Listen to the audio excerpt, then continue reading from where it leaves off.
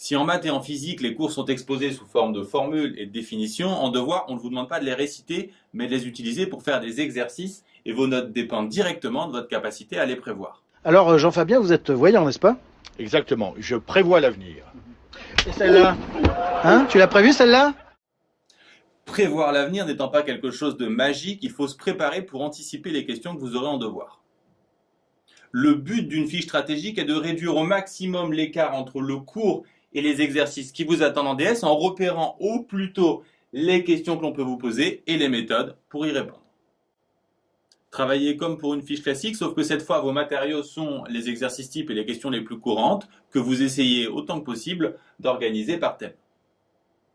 Prenez le temps de repérer les principales variantes, les différentes méthodes et les éventuelles étapes de résolution. Sur notre site, les vidéos sont justement organisées pour mettre en relief tout ça.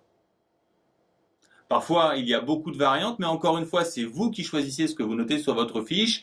Il faut se connaître et se faire confiance pour choisir ce que l'on garde. C'est exactement pareil pour tout ce qui concerne la rédaction. Prenons pour exemple le cours sur les polynômes que vous avez probablement déjà vu. Sa fiche stratégique comporte 3 parties, dont voici la première.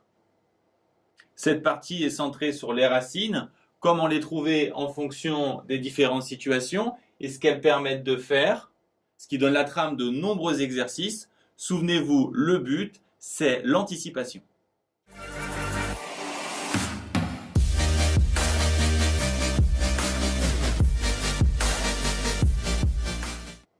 Dans cette seconde partie, très similaire à la première, on se demande comment trouver le sommet et à quoi il peut servir. On note à nouveau la méthode la plus efficace en fonction de la forme du polynôme pour réagir vite face aux énoncés. La dernière partie de cette fiche stratégique fait le tour des questions rencontrées dans des problèmes plus difficiles. Et si un problème vous semble particulièrement compliqué, n'hésitez pas à noter un exemple de résolution détaillée et pas simplement quelques indices comme ici.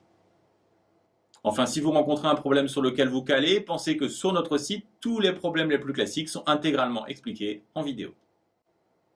Faire des fiches ne semble pas indispensable au début du lycée, cela le devient ensuite de plus en plus et il est intéressant de savoir qu'en prépa, les résultats dépendent presque directement de la qualité des fiches stratégiques.